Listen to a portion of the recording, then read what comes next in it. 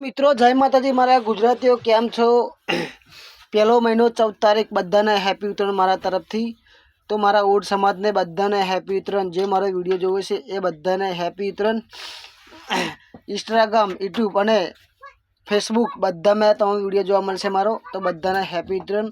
આખા મારા ઓડ સમાજને બધાને હેપી ઉત્તરાયણ। રાજા વિહદ એટલે કે વિરસદ એમને પણ બધાને હેપી ઉત્તરાયણ। તો મિત્રો બધા મળીને તમે સાથે મળીને સૌ પરિવાર ઉત્તરાયણ બનાવો, તહેવાર બનાવો।